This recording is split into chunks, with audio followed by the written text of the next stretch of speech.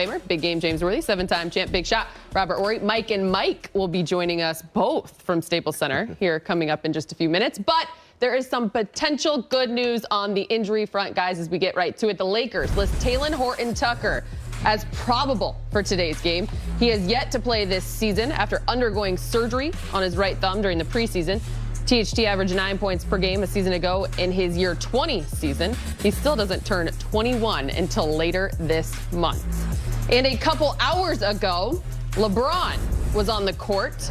He's still listed as out, but on Friday, Frank Vogel said that LBJ is now day-to-day with an abdominal strain. He's missed the last 5 games with that injury in 7 of the Lakers' 13 games this season. So, per usual, the Lakers team health might finally be improving. Let's get you live to Staples Center. Lakers reporter Mike Trudell has the latest. Good morning, Mike. Good morning, Allie. Good to see you guys. Yeah, you mentioned THT, Allie, and we thought he was going to be back playing in this game, but we weren't sure what his role would be. So that's where I started with Frank Vogel and got a little bit of a surprise. Here's the head coach. Yeah, we haven't really had a chance to give him a full practice, but he's played a lot of 4-on-4, 3-on-3 and 4-on-4. So, he's ready to go with his legs and conditioning. Just time to get him back in there, and we're going to start him today. Who do you start alongside then, Frank? I'm sorry? Who else would start with him? Yeah, so we're shifting the starting lineup.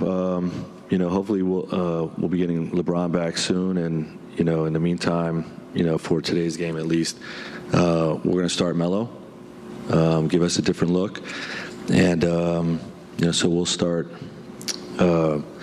Russ, Avery, Talen, Melo, and AD at the 5. Frank, I know you've spent a lot of time thinking about these different lineups. Is there something that you've seen that you particularly wanted to go to this one? Yeah, I mean, it just made sense when LeBron went out. We thought about sliding AD to the 5, but with LeBron out and with Trevor out, we like the rhythm that Melo had coming off the bench, and I just think it's time to look at him in the starting lineup.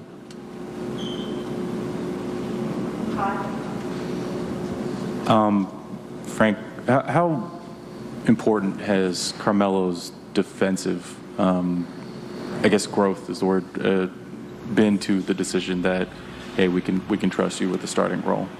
Oh, that has nothing to do with it. His buy-in's been great all year. I think buy-in is the better word than growth. That's been great all year. Like I said, as soon as Brown went out, that was a logical move. But he had just had that momentum of coming in off the bench that, at the time we didn't want to mess with that rhythm, but in the way we played last game, and, I feel like we need to shift some things, give us a different look. Now's the time. When LeBron comes back, he'll go back to his bench role.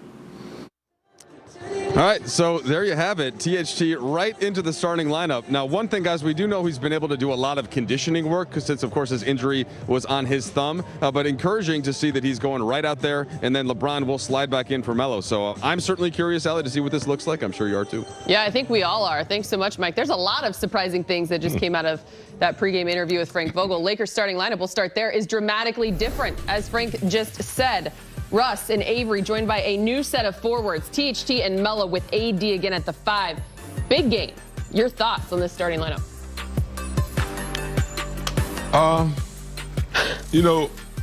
Those who remember, Gomer Pyle used to say, surprise, surprise, surprise. I don't know. I mean, I know Bradley is a really good defensive player. I mean, that's good. I like that. Tucker, coming off an injury and not having played in a game, maybe his condition is good enough. I don't know about that one. And then you're putting a lot of pressure on Carmelo now as a starter to play defense, like right away, as opposed to him, coming off the bench, being able to observe the game a little bit and see what's happening.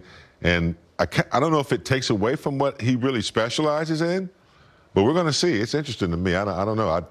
I like to start with a defensive lineup, and not saying that these guys aren't defensive, but and Tucker was just, I don't see too many players coming off the IR that start right away, but hey, we'll see. I think there's something to be said, Rob, too. I'll get your point in a second, but when you heard what came out of that locker room after that Minnesota loss, and then the way in which Frank just said, look, we needed to switch things up after that last game. Is this his way of doing so?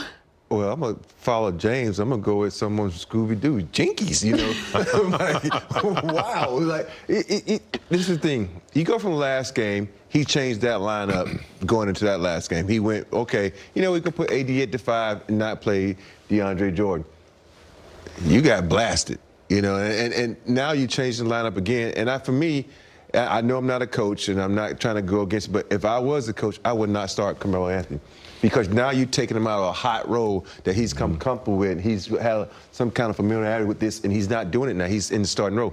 It's kind of going to mess him up. Now it's going to mess up also your fire off the bench. Who is your fire off that bench? You know, if you go through the history of basketball, sometimes guys who are supposed to be starting come off the bench and bring you some extra energy.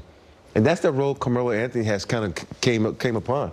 And now he's starting, like, who's that fire? I know Malik Monk can do it, but Carmelo was that fire off the bench, and I just liked him in that role. So I would stay with a big lineup and go with that because you still have an advantage at rebounding and getting points in the paint, and that's something that you have had a problem with all year. So don't make I'm a strong believer. Don't let other teams dictate who you start. You start your lineup and you go from there. Yeah. Yeah. I'm sorry, Alex. What is the one thing that the crowd looks forward to?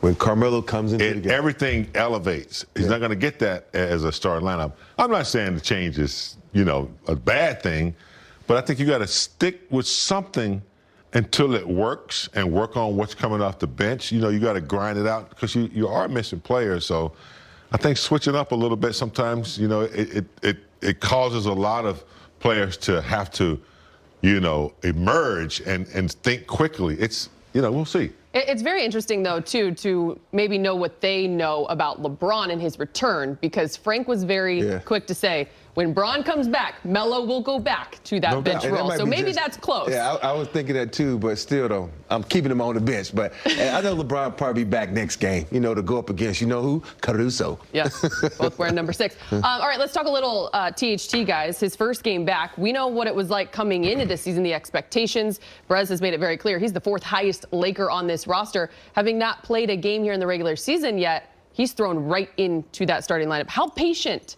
can we be with him? Big game. He's still young, but at the same time, there's some urgency to start winning. We know what he can do. He's emerged as a guy that makes really good decisions with the basketball in his hand. He can finish at the rim, as you see here. He can also, you know, shoot from a good distance. And defensively, he creates a problem because of his wingspan and the way he can, you know, cover multiple positions. So, you know, I've never played with anything apparatus on my hand, and I think it's on his shooting hand too. So it's one thing to be, you know, in a practice situation. You get in a game situation, as Rob would do. First thing Rob's going to do is he's going to chop that thumb. Going right for it. He's going to chop that thumb. So, Rob. Because we know Rob. You've been quoted as saying. So yeah, that's what he's up against. Yeah, you know, I would do that, James. Who wouldn't? Just to test I would him too. out. You know, I had a pin put in my thumb, my shooting hand when I was in college, and for a whole year it bothered me because you could get hit on it. And it would hurt. It would feel like someone punched you in the gut. And so you have to get used to it. And sometimes you don't want to even try to deflect a ball with your hand because your thumb can get hit by the ball and get bent in an awkward position, and it hurts like a dickens. So I hope that he can, you know, kind of protect that hand. But I'm sure he's been playing 4-on-4, so he's kind of used to it. And plus, THT is built different from me. I know he can take the pain better than I could, Jay. I wouldn't disagree on that. And he's a competitor. He's excited to get back out there. Rob, I just want to know why you held or withheld that information about having a pin in your thumb in college, because when you came around that corner and thought it was funny to scare me, that's exactly where I would have went, just so you know. Yeah, my bad, Allie. I can't divulge all my secrets. I still have not let it go. Payback, I'm telling you. The Lakers and Spurs, lots going on. They meet downtown at 12:30. Malik Monk had 17 points last time out against the Spurs. Hopefully the microwave gets cooking again today at Staples. And coming up on Access, when AD gets big minutes at the 5, what happens to the Lakers' traditional centers? Our Lakers insider will join us from Staples Center with the latest on Dwight and DeAndre and their roles moving forward. We're back after this. Check this out, guys. This is how quick we are. Is this what you were talking about? Yes. I love that, man. Scooby-Doo. Where are you? The fact that they put your face on that too. I know, right? I Even look better. good, right? Is that Drew in there?